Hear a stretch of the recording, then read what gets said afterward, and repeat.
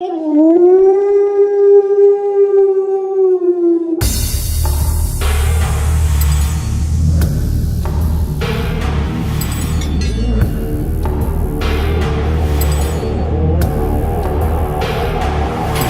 z mojej przestrzeni, szczeniaku!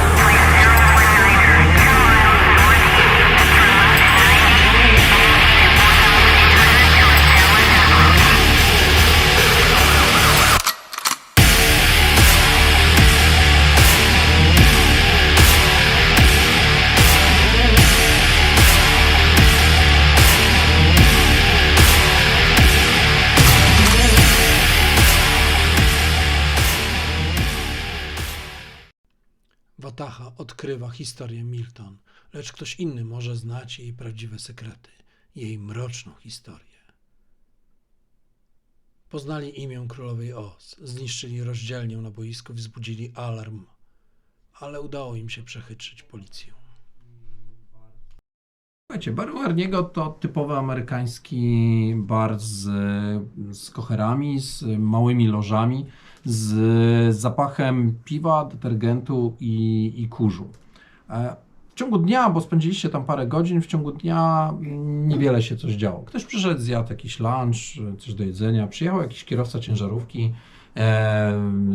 coś zjadł i bez słowa wyszedł. Ogólnie taki trochę marazm, spokój i macie wrażenie, że w ogóle panuje tutaj taka atmosfera, w której brakuje jakiejś takiej radości. Wszyscy ludzie, którzy tu przychodzą, byli tacy właśnie bardzo raczej smutni, otępiali albo nic ich nie obchodziło. Tak samo było z obsługą. Z każdą godziną było ich jakby troszkę więcej. W ciągu dnia widać, że jest jolly i widać, że robi drugą zmianę. Będzie pracowała też na drugiej zmianie wieczorem i powiedziała wam, że będzie więcej osób, tak? W tym momencie bar powoli zamienia się w pub. Przychodzą ludzie i jeżeli spodziewaliście się, że będą głośno gadać, pić, słuchać muzyki, czy też tańczyć, to nie, właśnie raczej panuje jak stypa. Oni przychodzą, piją, ale jakby właśnie ktoś umarł. Słychać tylko delikatną muzykę country gdzieś tam w radiu, ktoś w miarę głośno rozmawia, ale nie ma w tym takiego życia, którego spodziewalibyście, albo które ty znasz doskonale na przykład z innych barów Ameryki. Miałam głowę i słucham, o czym mówię, może coś ważnego powiedzą. Mówią o tym, że ciężko się im pracuje, o tym, że znowu ceny poszły w górę, że tak naprawdę rząd federalny absolutnie się nimi nie interesuje, że podatki, nic z tego. Dostałem spadek, ale wiesz co, 90% zabrał mi rząd. Słyszysz historię, tak, zniknął mój kot, zniknął kot mojej mamy i ktoś tam rozpowiadał, tak, więc tego typu historie, które są, nie ma w nich żadnych jakby optymistycznych elementów. Młoda kelnerka właśnie widać, że weszła do baru, widać, że się spieszy, spóźniła się, zresztą ktoś jej zwrócił tam uwagę. Znowu się spóźniłaś. Po chwili podbiegła do was właśnie z kuflami piwa. Widać, że ma rozczochrane włosy i takie oczy w ogóle, które jeszcze nie kontaktują, gdzie tak naprawdę jest. Podkrążone, zmęczone i widać, że ma napuchnięte mocno ręce, to od razu rzuca się w oczy i śmierdzi chemią, śmierdzi jakimś używanym w praniu detergentem, jakimś płynem, tak? Zresztą świadczą to jej ręce, takie, wiecie, napuchnięte od wody. Jakby przeskoczyła z jednej pracy do drugiej. I ja, jeżeli coś, to jestem tam. Pokazała gdzieś w okolice baru i poleciała dalej. Ale w tym momencie też zobaczyliście, jak do baru wchodzi mężczyzna, który ewidentnie tutaj nie pasuje, ze względu chociażby na swój wiek. Ma łysy placek na głowie, białe włosy, takie pokręcone na boku. Wygląda troszeczkę jak Albert Einstein, tylko z krótszymi włosami. Nieogolony, kilkudniowy zarost, też biały, świadczący o tym, że ma już trochę ludzkich lat. Wszedł przygarbiony w płaszczu, który ewidentnie nie pasuje też do pogody. Jest minusowa temperatura, a on ma jesienny płaszczyk. Kapie z niego woda i tylko kiwnął głową w kierunku Jolly, ona mu odkiwnęła i on podreptał, przechodząc koło was. Intensywny zapach papieru, książek, drukarni, atramentu, intensywny zapach starych gazet. Spojrzał na was, ogólnie starał się nie rozglądać. Widać, że idzie taki jakby przyciszony, ale kiedy przychodził koło was, spojrzał i jego wzrok zatrzymał się na was dłużej niż powinien.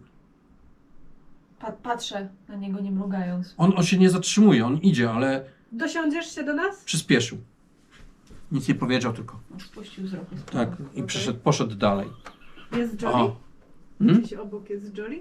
A widać, że idzie z kawą w jego kierunku. On usiadł 3 boksy dalej i w tym boksie nikogo nie ma. Ucieszył się, że tam coś szepnął do niej, ona pokiwała i spojrzała na was. I pokiwała mu głową, coś odpowiedziała. Jak przychodzi, chcę ją zatrzymać. Wraca, jasne. Tak? Coś dla was? Obsługuje was Kelly. Kelly? Kelly. A, okej. Wyciągam jedną z monet. Mhm. Jakoś... Nie wiem jakiej. No, jasne, $1. No, Może. spoko. No, $5 już bez przesady. dobrze, wyciągasz banknot $5. I tak przesuwam w stronę Kelly. Mhm. Teraz Nie, przeszła, teraz teraz jest Jolly. Dobra, może być Jolly. Jasne, zatrzymałaś Jolly. Tak. Mhm. Jolly? Możesz powiedzieć, kto to jest? Tak spojrzała. Wzięła ten $5, No. schowała. Tak, to Daniels. A Mhm. co on jest taki spuszczony? Przychodzi tu od lat, zawsze o tej porze je i pije kawę wieczorem. To kiedyś był drukarz. Nic więcej o nim nie wiem, tak w sumie właśnie zastanawiając się. Pachnie fabryką. Dobra, dzięki. To o niego chyba pytaliście. Tak. Po południu, pamiętam. A, tak, to przyjaciel tego, co zmarł, Paula. Tak, to on. Widać, że przypomniała sobie jakby całą sytuację i parę godzin wcześniej o niego pytaliście, tak? Jesteście tutaj Ja od zapomniałam. 15, mamy godzinę 19:20, więc wiecie, minęło ładnych parę godzin w tym barze. Dobra, piwo i tak było obrzydliwe. Idź, pogadaj z nim, przyprowadź go tu. A potem go śledźmy, zobaczmy gdzie pójdzie. Idę pogadać, chcecie, to się dosiądźcie. Tak, idź. Ignoruję. Widać, że ma takie rękawiczki bezpalcowe, wełniane, trzyma kubek i wącha kawę, przymknął delikatnie oczy, więc na początku cię nie zauważył. Spójrz. Nagle otworzył oczy. Słuchaj się i wykonuję polecenia. Mogę się dosiąść? Bardzo dobrze. I siadam. Bez czekania na pozwolenie. Wyraźnie się wystraszył, cofnął się, a w sumie próbował, bo siedzi przecież. I tak. Ja? Wszystko w porządku, ja tylko Znowu się chcę wyśmieli, pogadać. co tego straszyło. Jest okej? Widzę, że pan sam jest. Tak? Super, idealnie. To, co pan pije, kawę pewnie. Tak, kawę. No, ekstra, tak. Jak tam dzień mija? Jak co dzień? Zimno. Zimno. A co pan się tak boi? Nie znam cię, nie wiem kim jesteś. Czego chcesz? Nie ma sprawy, nazywam się Śliwa. Tak spojrzał na twoją rękę, ale schował swoje ręce jeszcze. Nie lubię kontaktu. Okej, dobra. Jesteśmy tu nowi, szukamy kogoś do pogadania. Chcę chwilę. Wygląda jak ktoś z rozbitego stada, którego coś mu go mocno wystraszyło. Może by warto pójść za nim i zobaczyć. Co Kiwam głową cały czas słuchając i przyglądam się faktycznie odkąd tylko Śliwa odeszła, żeby z nim rozmawiać. Chciałbym, żebyś dla mnie wykonał jeden test, mój drogi, i będzie to na pewno test inteligencji plus intuicji. Stopień trudności 3. O, intuicja normalnie jest w społecznych. A żeś pomieszał. Tak. Dobrze, 3 i cyk.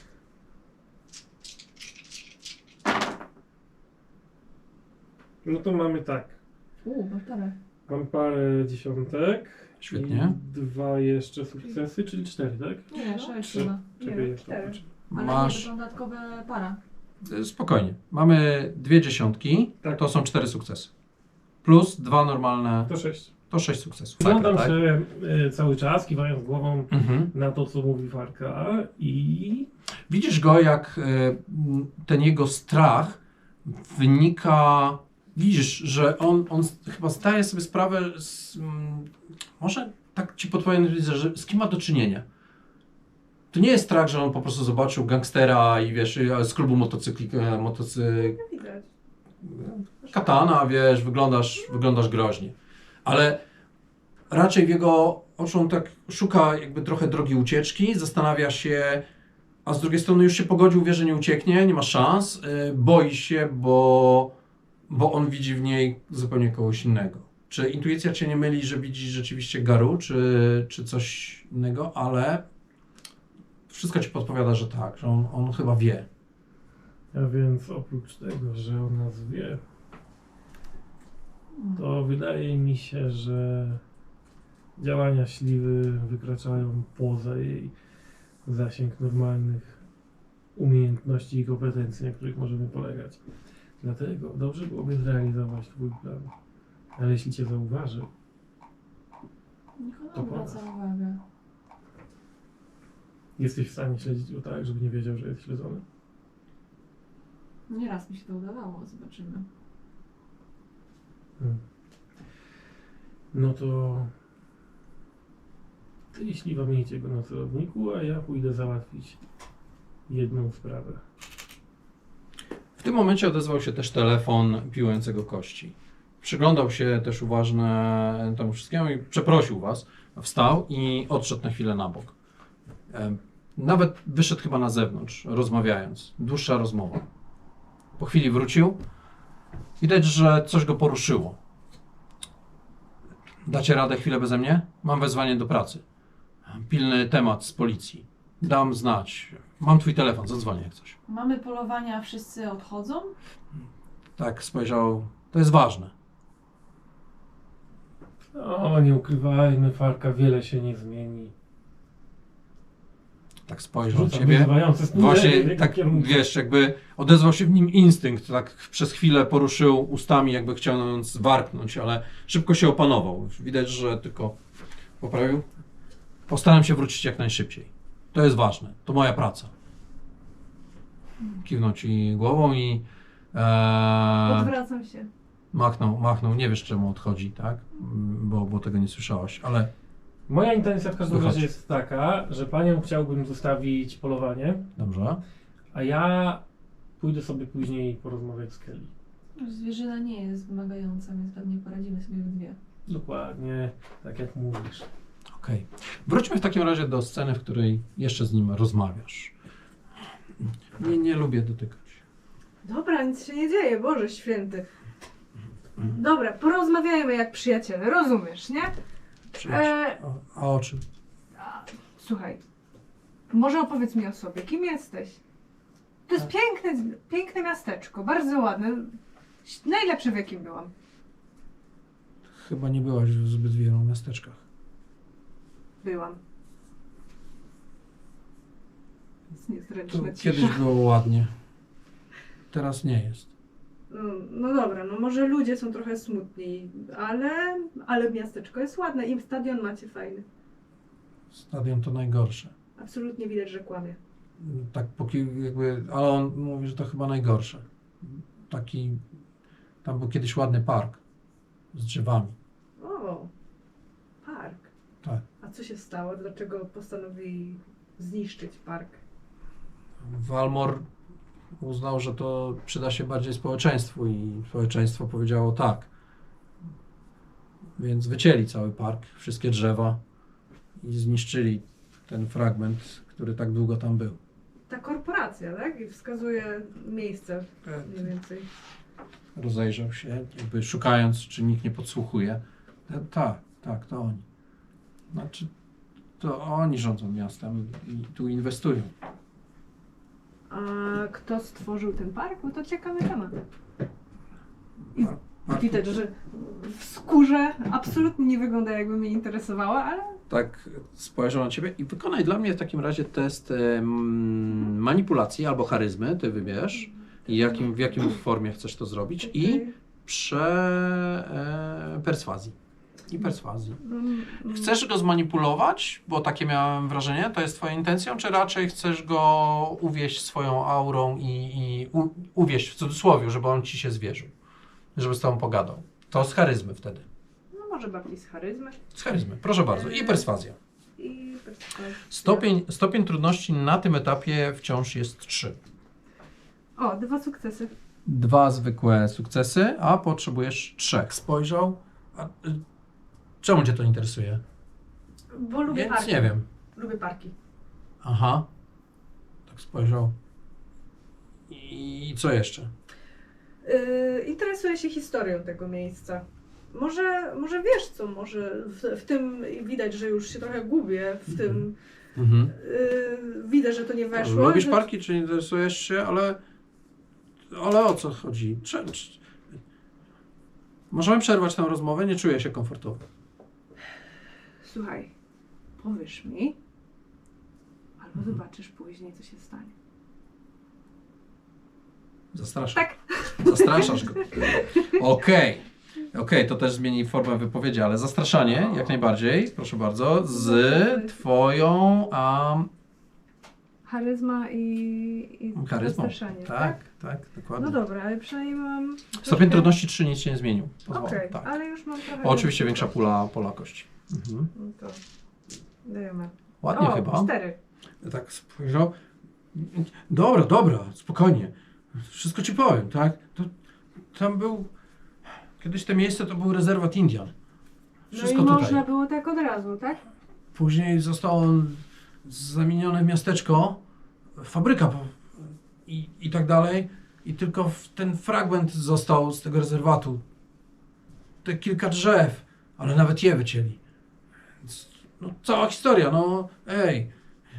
No dobra, ja tylko chcę pogadać spokojnie. Nie. Już jest okej? Widać, że jakby miałeś go zaraz uderzyć, on się No, trochę chowa. Boże. Już nie może nawet się dowiedzieć czegoś. No interesuje mnie to, tak? Tak, No to dobra. w co wierzyli ci Indianie? W dobre duchy, złe duchy, coś tutaj, jakaś legenda jest. No mów no. Dobra. Widać, że taki... Muszę, nawet ja się zacząłem bać. Aśka, przestań. Okej, ale rzeczywiście zaczął się taki... Ale historia? Tutaj kiedyś toczyła się potężna walka 2 plemion. Nie uwierzysz, ale to nie były zwykłe plemiona. One wyznawały duchy wilków.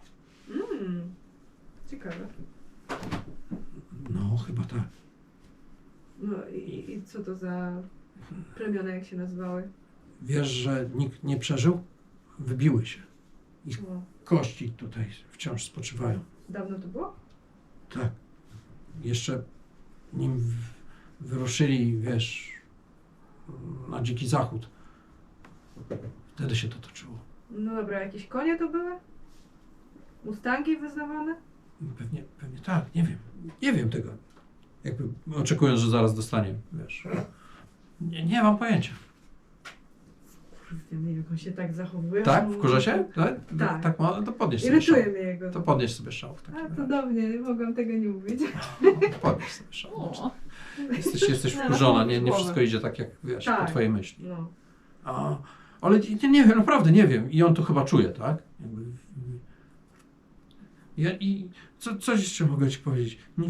Oni w bratobójczej, głupiej walce wszyscy się pozabijali. Okej. Bez sensu.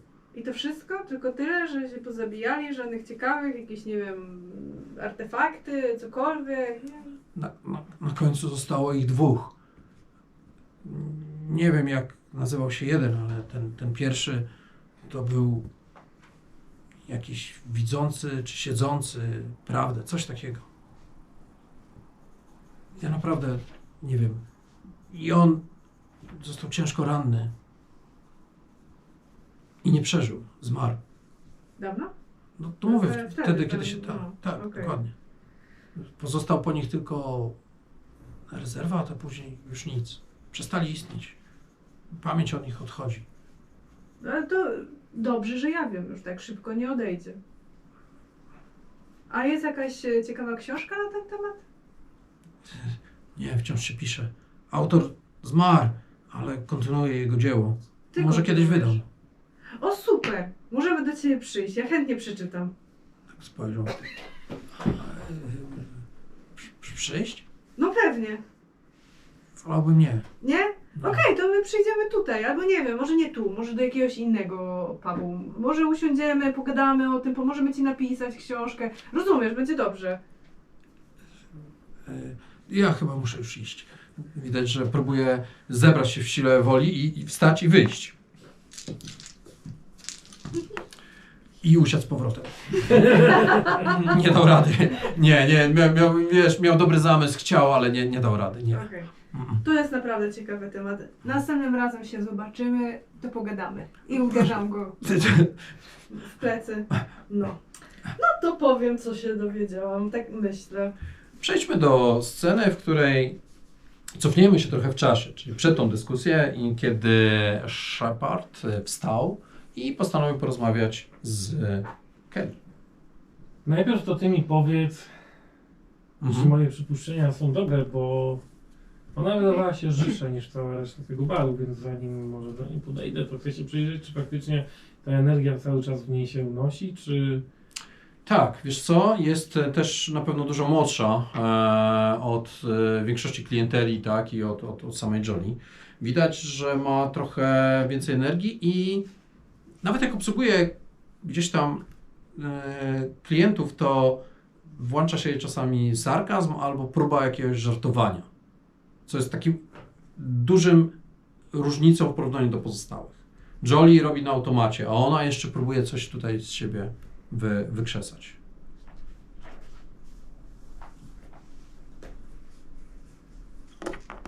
Stawiam kubek z kawą na kontuarze, a właściwie pusty kubek po kawie. Czekam, aż złapie jej wzrok, żeby mi dodała. Nie musiałeś długo czekać. Chwilę. Tak spojrzała, podeszła i zaczęła nalewać ci kawę bez słowa. I tak lejąc tą kubek, mówi: przyglądasz mi się. Niezbyt dobrze się z tym czuję. Chyba że mi powiesz dlaczego. I odłożyła i teraz się odwróciła. Zmęczona, ale wykrywasz w niej swego rodzaju urodę, tak? Która jest gdzieś ukryta, może jakby o siebie zadbała, albo odpoczęła, albo zrobiła lepszy makijaż. A 20 parę lat, młoda szczupła dziewczyna, która chyba już sporo przeżyła. Widać, że ma tatuaż na lewym ręku, z którego spod rękawa jej musztardowego stroju wystaje jakieś kwiaty, ale wśród tych kwiat widzisz głowę węża. Masz na imię Kelly. Tak pokazała. Tak. Fajny tatuaż. Zrobiłaś go tutaj? Nie, no co ty. Tutaj nie ma tatuaży. I tak schowała go. W zasadzie jakby. Nie, Wciąż za krótki, bo wiesz, jakby nie da się. W Nowym Jorku, stamtąd, tam go zrobiła. Znałem jednego gościa z Nowego Jorku, który robił niezłe tatuaże, ale raczej nie siedział w takich klimatach. Co dziewczyna z Nowego Jorku może robić w takim miejscu jak to? Spojrzała na ciebie dłuższą chwilę. Dziwny tekst jak na podryw. Gdybym cię podrywał, to byłby dziwny tekst. Tak spojrzała. Przyjechałem tutaj zupełnie niedawno i w zasadzie nikogo nie znam. Myślałem sobie, że ty jedna akurat masz chociaż trochę energii i wydaje się, że też od niedawna jesteś w tym mieście, więc Pół roku. To widać? Hmm. Aż tak? Rozejrzała się. nikt poza tobą nie ma takiego fajnego tatuażu.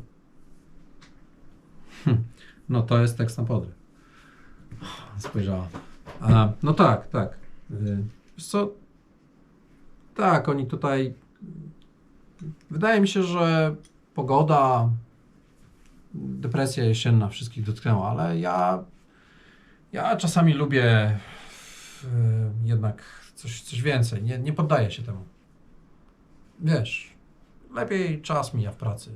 To moja druga zmiana. Ja jeszcze nie mam żadnej roboty, niestety, w tym mieście. Jestem Bob. Podaję rękę. Tak. Bob Vance. Kelly wyciągnęła dłoń, uśmiechając się. Wiesz co? W fabryce ciągle kogoś szukają. Jak nie na taśmie, to w magazynach albo gdziekolwiek. Zawsze znajdziesz tam robotę. Nie ukrywam, łatwo nie jest, ale można wyżyć. Miałem nadzieję, że uda mi się załapać na nowego trenera waszej małej ligi. Sama wiesz, co się dzieje z ostatnim. O, emocje. Ostatnio przegrali, więc wszystkim powiedzmy, że zrobiło się przykro. Ci rodzice? Nie wiem, nie rozumiem ich. Chyba nigdy nie będę matką, więc nie wiem, o co chodzi, ale odbijaj. Ale trenerem? Jesteś... Odbijaj? Nie wyglądasz na zawodowego gracza. Mówi, że im odbija. Ci wszyscy ludzie mają w sobie chociaż sztynę energii, żeby im odbiło. Wiesz co, jeżeli można to nazwać, są mocno wkurwieni. Wiesz, takie niezdrowe emocje. Nic z tym fajnego. Z powodu meczu dzieciaków to przecież... To chyba jedyna jakaś rzecz, która wzbudza u nich emocje. Zaraz po tym, co się dzieje w telewizji. Tak spojrzałem. Mnie to nie kręci. Byłam z 2 razy. Nic fajnego. Rozumiem. A na ostatnim meczu też byłeś? Tak. Słyszałem, że działy się tam niezłe rzeczy. Filmiki latają po YouTubie. No, też widziałam. Tak spojrzała. Nawet dałem lajka. Wiesz, że to jest kampania reklamowa fabryki ND Paper? Co ty mówisz? Tak.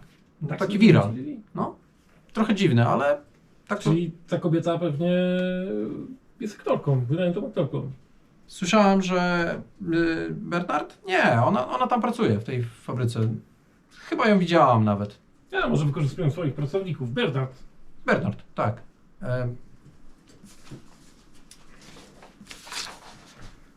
Melisa. Tak, teraz sobie przypomniałem. Melisa, Bernard. Późno, a ja mieszkam daleko od baru. Chyba już pójdę. Nie chcesz mojego numeru? Przecież jutro i tak tutaj będziesz. Kończę o 22. Widać, że jest taka... Co zrobiłeś? Wróciłeś na miejsce, gdzie siedzieliście wcześniej? Nie. One już mają zdanie na ten wieczór, a ja spróbuję się dowiedzieć, gdzie mieszka Melissa Bernard i udać się pod osłoną nocy do jej domu, żeby zrobić to, co każdy szanujący się pies, czyli pogrzebać w jej śmieciach. Ogólnie obejrzeć ten dom, zobaczyć, czy się da do niego włamać, czy mieszka sama, czy z ludźmi, no nie wiem. Okej. Wysłałeś SMS-a do piłującego kości z zapytaniem, gdzie może mieszkać Melissa. Nie musiałeś długo czekać na odpowiedź. Chwilę później odpisał, że dzielnica Long Beach. Numer domu, adres. Wiedziałeś, gdzie mieszka. Tylko i wyłącznie są to domki tej samej wielkości na ulicy, wiesz, każdy ma garaż, niewielkie podwórko, płotek, trawnik z przodu. Teraz wszystko oczywiście jest przysypane śniegiem. Wszystko wygląda tak samo, jest to takie zgrupowanie około 30 budynków umiejscowionych, wiesz, gdzieś tam na końcu jest rondo i zakręca z powrotem droga.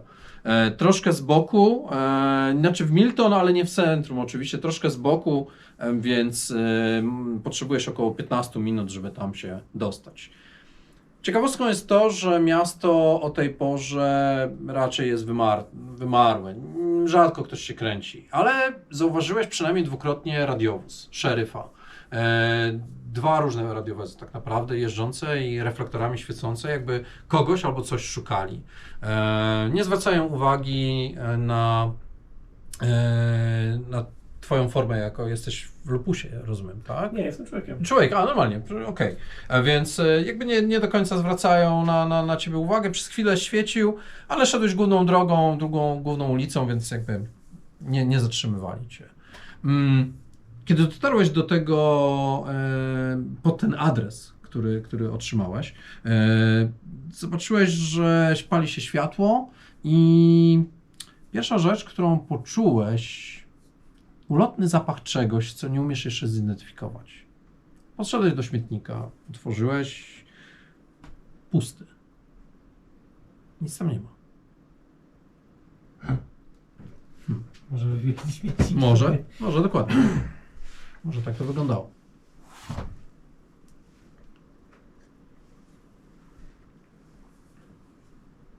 Dobra. Idea jest taka, że chciałbym... Jest tu garaż? Tak, oczywiście. Na podjeździe nic nie ma. Nie czujesz też zapachu benzyny ani oleju. Są oczywiście dwa wejścia. Typowy domek, który ma wejście od ogródka i oczywiście z przodu. Żaluzje są tylko tak częściowo przysłonięte, więc te światło z zewnątrz wyraźnie świeci się przynajmniej w 2 pokojach. Budynek jest wprawdzie piętrowy, ale i światło pali się na dole i na piętrze. Sprawdzę najpierw garaż. Mhm. Jeśli się uda mi do niego jakoś dostać. No właśnie, wiesz co, jest wyraźnie zamknięty. Delikatnie poruszyłeś, ale nie możesz go podnieść do góry, bo jest zamknięty.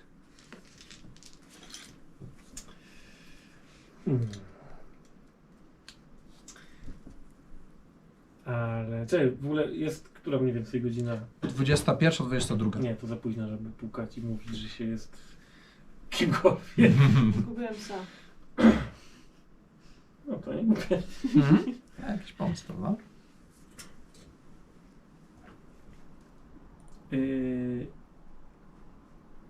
No nie, no ja bym się zmienił w Glabro Mhm. i spróbował się jednak dostać do tego garażu jakoś.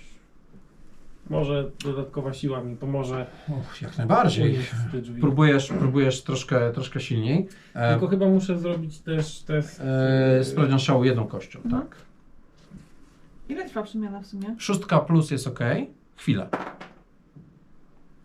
Jest okej. Jest ok, nie tracisz szału. Bo tak byś się zamienił, tylko jakby było poniżej, to byś stracił szału. Ale tak to. Masz więcej zdrowia, nie? Chyba? No, E, generujesz. Tak, plus 2 kości fizyczne. Miejmy tylko nadzieję, że drzwi garażu nie są zrobione ze srebra. Testy społeczne. Każdy to na robi minus 2. zawsze. Akurat były. Tak, Kupisz swojego Też glabra. klamka. Głębiej. Okej. Ale faktycznie no Glabro nie jest jakąś bardzo rzucającą się mimo wszystko w oczy postacią, więc przy odpowiednim ubiorze da się ukrywać Mhm. te cechy. Silniej zarysowane kły, szczęka, większy zarost pojawiający się tak jakby naturalnie zaczynający wyrastać, łuki brwiowe wysuwają się trochę bardziej, tworząc takie czoło typu wałujew. Wyglądasz troszkę straszniej, bo są te minus 2 kości do społecznych, ale czujesz, że ten żyzna też mocno przybrałeś jakby i czujesz się znacznie silniejszy. To pewne. Tak, tak. Wyostrzyły też ci się swego rodzaju jakby zapach. Może nie, wiesz, fabularnie, bo nie mechanicznie, ale wyczuwasz zapach. Wiesz czego? Miodu. Tak jak myślałem. Więc tak, spróbuję się tam dostać, ale też dodatkowo chciałbym wykorzystać moje duchowe zmysły. Okej, dobrze, więc faktycznie próbuję kręcić się wokół tego garażu, próbuję otworzyć te drzwi, kiedy mi się to nie udaje, zmieniam się w Glabro. Czując zapach miodu, postanowiam spojrzeć przez zasłonkę i mam 2 sukcesy. Widzisz, że przestrzeń umbralna, metafizyczna, mimo że zniekształcona, mimo że widać, że ten dom na przykład w jednym miejscu ma dodatkowo na dachu jakby dodatkowe jakąś nadbudówkę. Zacząłeś się zastanawiać, co to jest, ale teraz dopiero sobie zdajesz sprawę, że to część róg tego budynku jest jakby obwarowany takim dodatkowym, żywicznym, żółtym lepem. I to chyba ten zapach chyba czułeś. Jak może z umbry przelatujący do ciebie. Jesteś teurgiem, więc wyczuwasz takie rzeczy jakby. I jakby coś ten dom zaczęło powoli obrastać. Ale w umrze. Żadnych innych duchów. Nikogo nie ma. Rozglądasz się uważnie. Gdzieś tam w zasięgu twojego dalekiego wzroku przemknął jakiś mały strzępiak, ale bardziej uciekając, bojąc się. Może wyczuł ciebie, albo bojąc się tego miejsca. Dostrzegasz też coś jeszcze. W umrze widać, że na piętrze jest coś przyjemnego. Widać, że w tym wszystkim jest jakieś trochę takie światło, delikatnie bijące od kogoś albo od czegoś. Dobra, zostawmy ten garaż. Zdrapię się po ścianie i zobaczę. Bez żadnego problemu. Glabro pozwala też na to, że mam trochę większe szponki, więc próbuję się wdrapać i... Nie musisz nawet próbować, po prostu to robisz. Może śnieg, lód nie ułatwia, ale jesteś w glabro, więc w sumie wskoczenie nawet gdzieś na daszek, na ganku i zajrzenie przez okno do środka nie stanowi żadnego problemu. Widzisz małego chłopca, 8-10 lat. Chłopiec, który siedzi w pokoju, na którym widać plakat jakiegoś zespołu do baseballa. Widać na nim, pod spodem ma na takim uchwycie niczym miecz, tak, położony po prostu kij od baseballa. Siedzi przy biurku, czyta grubą książkę. Przegląda ją uważnie. Ma całkiem ładny porządek zrobiony. Jak na dzieciaka jesteś trochę zdziwiony na tym biurku. Żadnego bałaganu. Łóżko i jest w okularach. Pochylony przewraca strony. Wyraźnie zaoferowany, zaczytany intensywnie. To od niego biła ta aura. Coś, nie żaden duch, coś w nim jest. Coś odbija też w umrze. A gdzieś jest jego matka w pobliżu? Rozglądasz się, światło było jeszcze na dole.